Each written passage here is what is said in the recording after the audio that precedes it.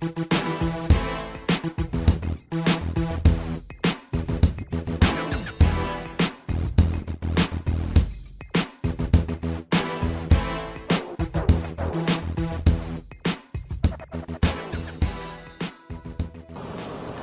going on? I'm Janika Bates here with Lights in the City. I'm with Raheem Shabazz. It's spelled Shabazz, but it's pronounced Shabazz.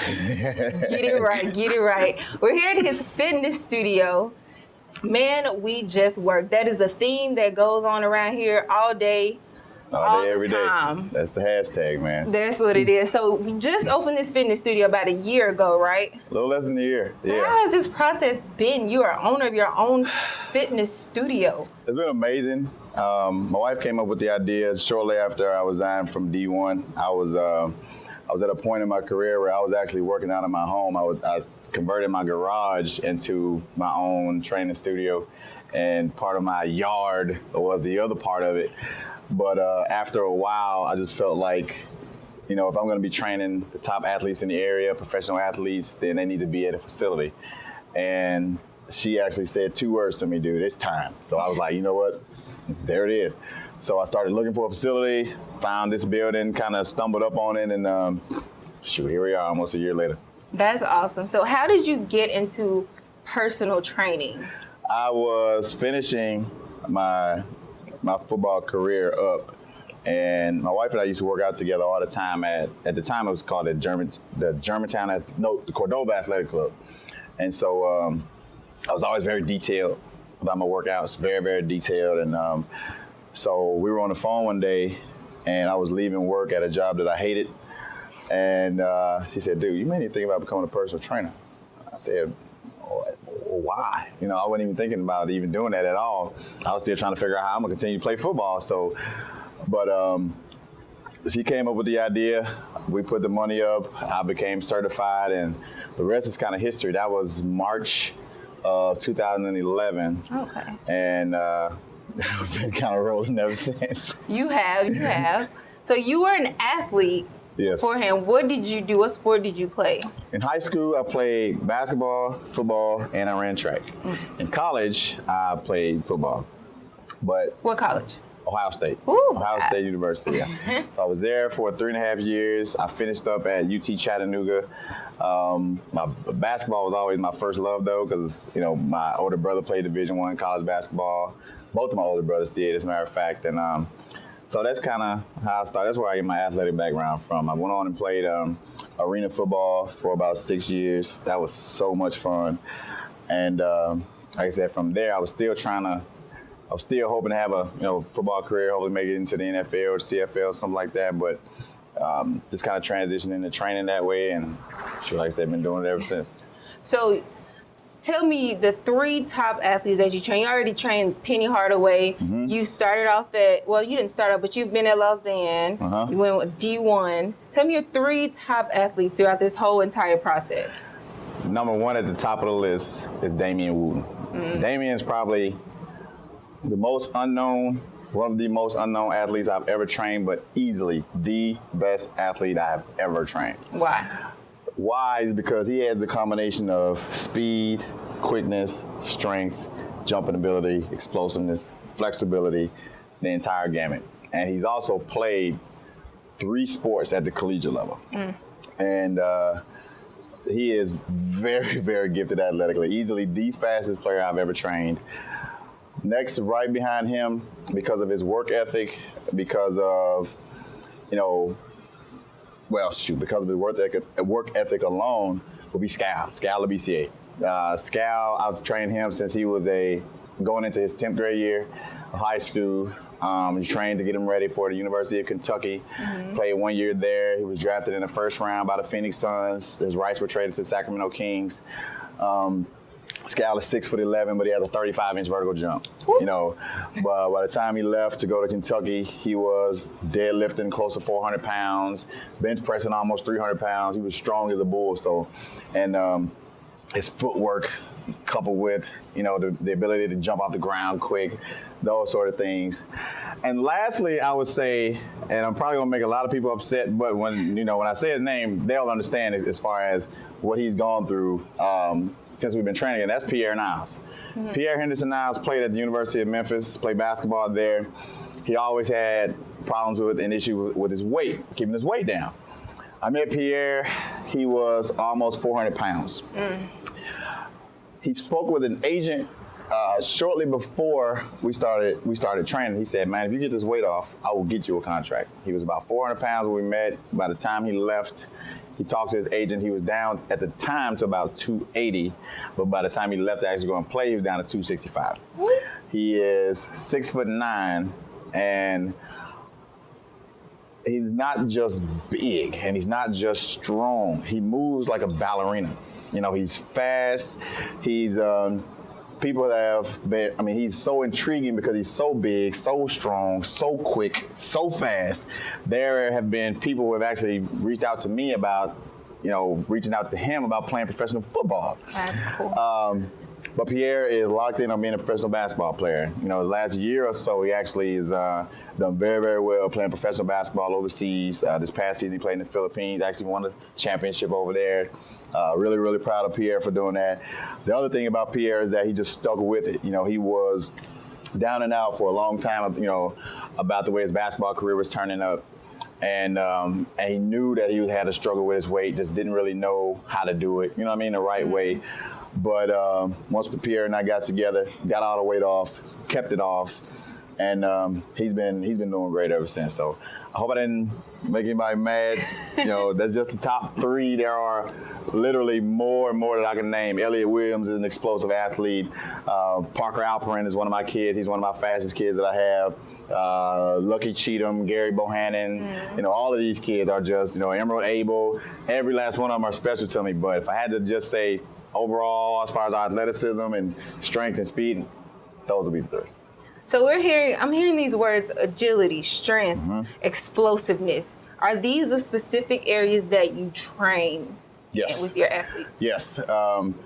My thinking process is I want to get my athletes ready for the next level. The first thing you notice when you go from middle school to high school to college to professional ranks is game speeds up. The speed of the game picks up. And most people just don't train for that. For the most part, they think you either have it or you don't. Speed is a skill. Jumping ability, that's a skill. Explosiveness, quick, that's a skill that can be learned over time. And it's very, very necessary, especially if you have aspirations to go to the next level. Like I said, all of my kids, when they even go, the first thing that they notice, everybody's fast. Everybody's athletic. So what do you do to prepare for that? You train to get faster. You train to get quicker. You train to become more explosive. And when you get there, you're ready. It's no culture shock. It's no, as far as the strength and conditioning program that they throw at you when you get to the college level, once you leave my program, you are ready. Right. Because I train my athletes like Division I and professional athletes from the time they get to me when they're babies until they're adults. Now, there's obviously some adjustments that I make based off where they are in terms of their growth and that sort of thing, but for the most part, that's my thinking. I want to train you for the next level. I don't want to train you for where you are. I'm training you for what's coming next. And even that way, where you are, if you're training like a Division I and professional athlete as a ninth grader, you're going to kill every ninth grader in sight, every 10th grader, so those sort of things, that's the way that I do it. That's the way that I approach it. Okay, so we're going to go back to a time where things were not so happy. To a time where it was a little bit tougher for you. You didn't always have a house. You had a son. Tell me about that when you were not in the best of spaces. When latter part of 2006, around September, my son at the time, he was 2 years old. His mom and I had split up, and she's from Memphis. She moved back to Memphis. I was living in Chattanooga still at the time. The way we took care of custody of him, he would be in Memphis with her for 2 weeks. He'd be in Chattanooga with me for 2 weeks. So I just hated that. So I dropped everything, quit my job, team I was playing with. I said, look, man, I'm moving to Memphis. I have a son and I'm going. My apartment, whatever it was, my entire family, most of my family was there. I said I'm going for my boy because that's just what I wanted to do. So moved to Memphis, no job, no family, didn't know anybody, no car, no house, no options really. Didn't have my degree, so I couldn't just go and find a good paying job. So that first night I actually slept in the bus station. And that was probably one of the hardest things I had ever done. And even shortly after I was starting to get on my feet, I came across a little apartment. And at the time, it was in one of the worst parts of Memphis, and I didn't even know that. I didn't even realize where I was. I just knew I needed an apartment. And at this time, I had come up on a little car, and I had given my deposit to my landlord, what I thought was going to be my landlord. Gave him my deposit. He gave me a key. I go to the apartment, and the key doesn't work. I call the guy, doesn't answer his phone. I leave him several messages, never answered his phone. So now I'm stuck. It's me, it's my 2-year-old, it's my clothes, and my car. And nowhere to go. So, and at this time I had found a little job too.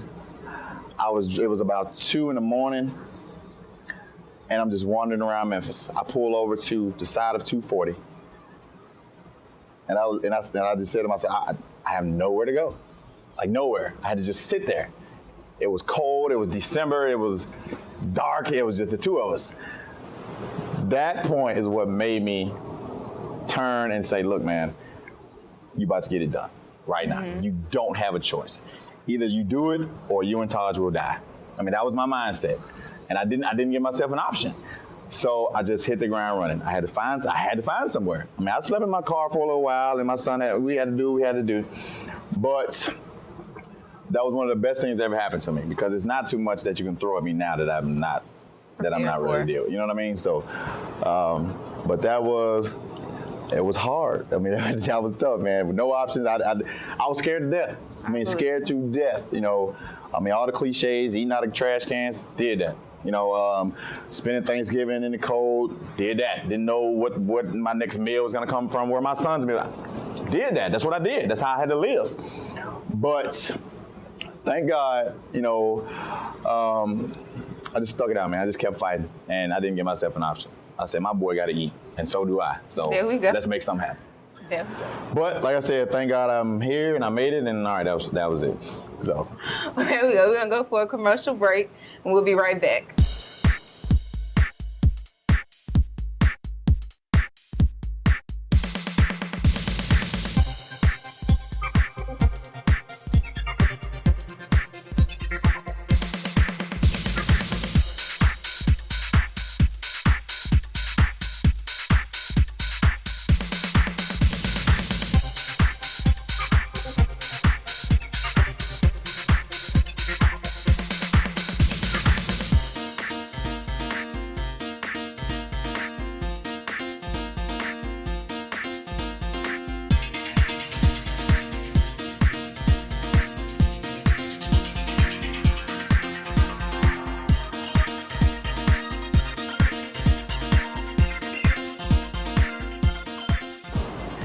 Welcome back to Lights in the City. I'm Janika Bates here with Raheem Shabazz at his Shabazz Fitness studio, his very own.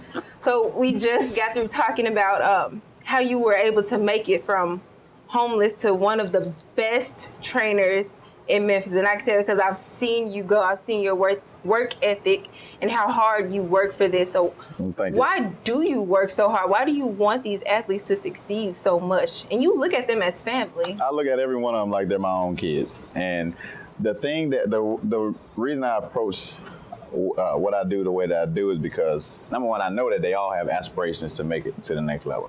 The thing that I have that benefits them is the fact that I was there. You know, and everything that they're looking for at the next level, I've experienced already. Mm-hmm. So I want to just prepare them. The other thing is, I know how being prepared is going to set them up, not only just physically, but mentally as people, because sports aren't going to last forever.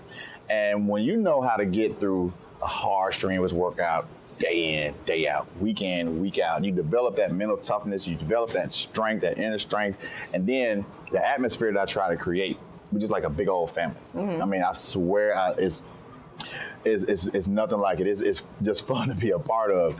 But I try to create that on purpose so that they had that sense of camaraderie. They had that sense of, and then they develop leadership within each other. So many intangible qualities that they're going to need when they go out into the real world. I try to get them that right now, especially the younger ones. The younger ones are watching the older ones. I'm hard on the older ones because of the younger ones. The younger ones are watching, so I want them to develop those good habits. I want them to develop superior work ethic, and a lot of it also is because opportunities that I know I may have missed out on, I can set up several people to be able to capitalize on situations like that. So I put my heart and soul into what I do. Very, very passionate about it. I mean, like I said, I treat every last one of them like they're my own. I mean, I have 2 sons at home that I love dearly. One of them is very, very athletic, and so I make sure that I'm all over him. And I mean, you would think that every last kid who comes through here is my child, the way that I jump all over them. So,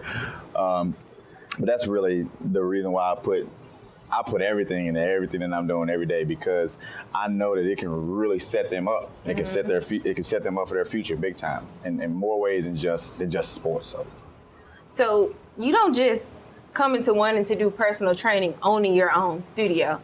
What were you doing before this? Tell me, how did you start off this whole process? I never imagined that I would be here. I never saw that coming. I didn't. There are people around me that constantly say, "Coach, I knew this was gonna happen." I'm like, I didn't. It started with a group of, well, first of all, my sons, my nephew, my 4 nieces, and 1 paying client. And we were out at Burt Ferguson Community Center, big old dusty field. I had a bag of parachutes, and parachutes are speed training equipment, some cones, and that was about it. Some agility ladders, and that's really where it started. People would drive by and they would see what I was doing. They would see these people running with these things flying behind them, and they see somebody blowing a whistle and yelling and screaming. Then they see us jumping together and hollering and high-fiving and having a good time. So people started asking questions. Then from there, you're gonna hear me say my wife a lot, because she's actually a big reason why I'm doing all of this stuff. She suggested that I go down to the Memphis Jewish Community Center. I went down there and I asked them, did they have any openings for personal training? And at the time they said no, but what they would allow me to do is put on a free clinic of what I do, and speed training, all that type of stuff.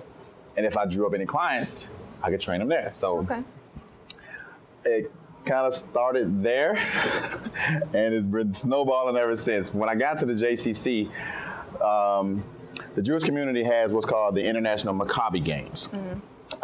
There's one sector for adults, there's one for youth.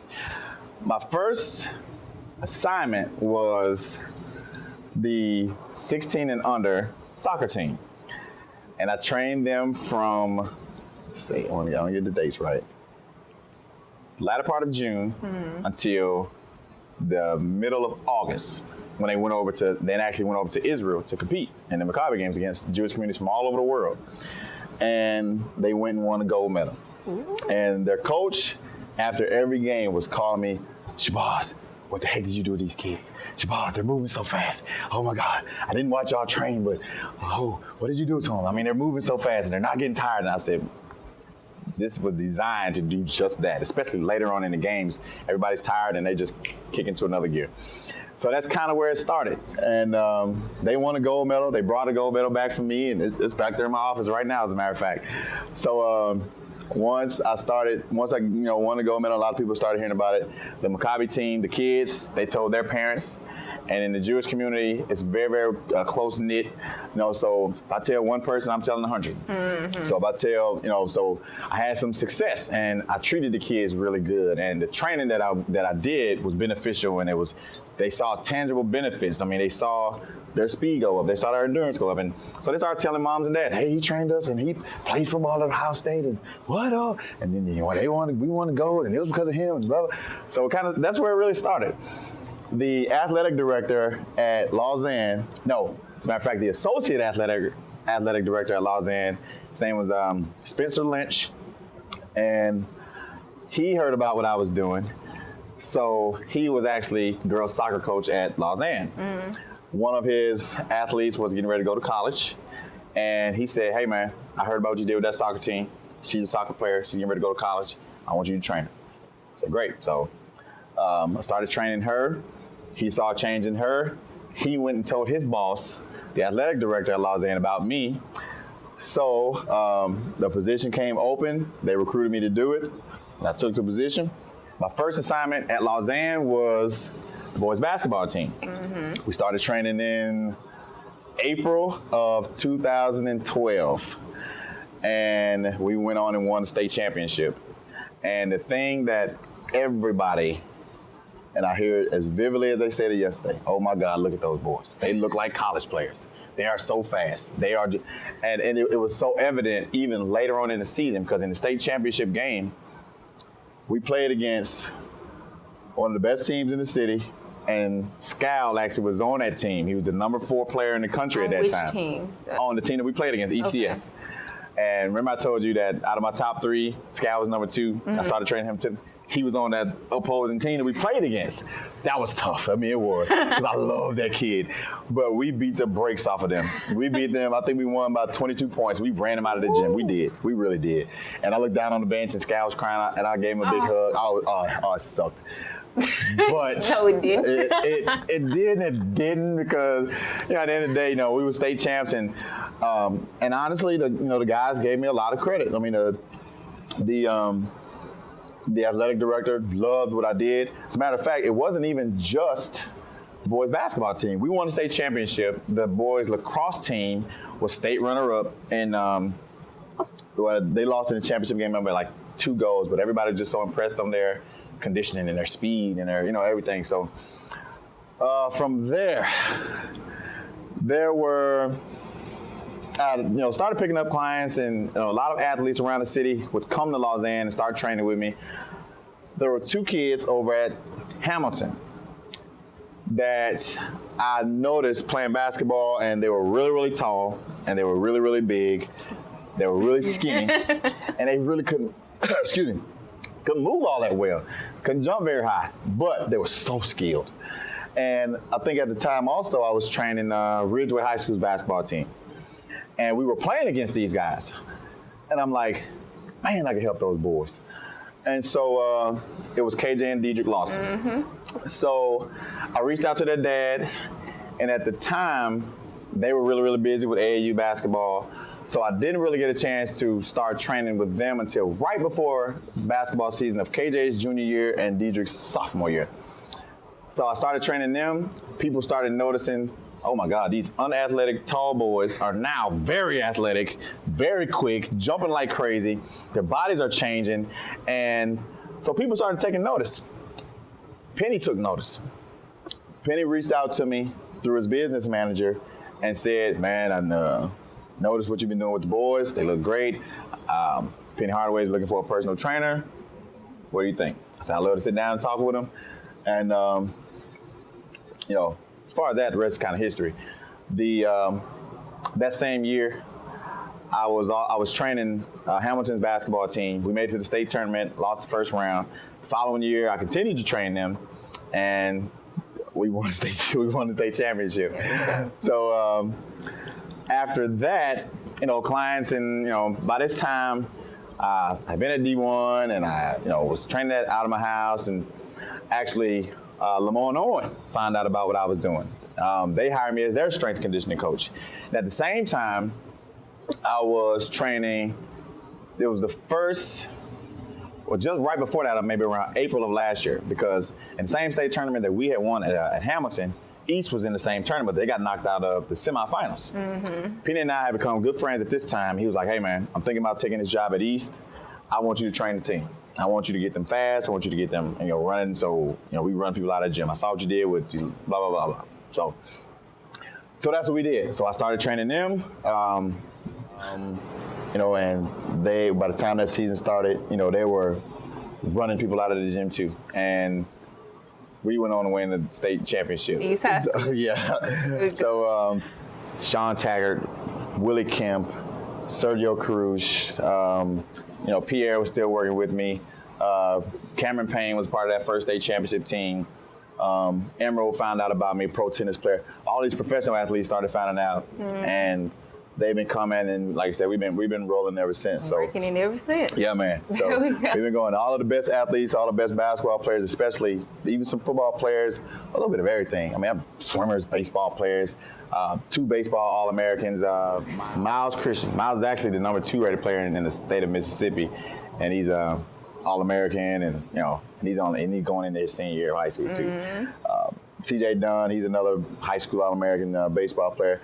So a lot of these guys started seeing what I was doing with all these basketball guys and football guys, and so I train, and like I said, just athletes across the board. It doesn't matter what sport, everybody can get faster, quicker, more explosive. So they started catching on, and like I said, I've been kind of rocking and rolling ever since. In the midst of the championship runs, and people have just been like, Coach, I want to get faster, I want to get stronger, I want to get quicker, and I see what you've done, and it's been, that's kind of how it's gone. That's so good.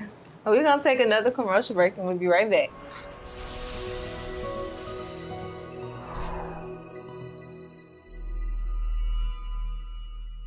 Welcome back to Lights in the City. I'm Janika Bates with Raheem Shabazz. So, you've told me all this great information. Do you have anything else coming up in the future? Well, just continuing to train the athletes throughout the summer. The off season is always strenuous, but it's always, this is what I tell all my kids, this is where champions are made in the off season. So just my schedule of classes is all listed on my website, ShabazFitness.com. Just got back from Peach Jam. I was training the #1 AAU team in the country, Team Penny, with several top 20 guys and nationally ranked guys. As a matter of fact, PJ Washington was just selected to the Team USA's under 18 basketball team that we playing in Chile. So I just finished with that last week. But as far as any major events coming up, no, we'll just be here and we'll just be grinding. Where is this located, and how can people get in touch with you? The address to the facility is 8551 Macon Road here in Cordova. And the best way to get a hold of me is through my website, ShabazFitness.com. You can email me. They come straight to my phone. Also on Instagram, @TeamShabazz1. My Twitter is @TeamShabazz9. And those are the best ways to reach me. I have my personal cell phone is listed as my business phone, but I do limit calls I try to limit calls after 9 p.m. because I'm going all day and I don't want my phone to ring not occurred. So a lot of times, sometimes it works, sometimes it doesn't, but those are the best ways to get a hold of me. And like I said, I'm available. Several spots open. No class is too big, no class is too small, really. And I'm always accepting more athletes who just want to get better. So. Thank you so very much. You're very welcome. It was my pleasure. Thank you so much for tuning in to Lights in the City. Once again, I'm Janika Bates.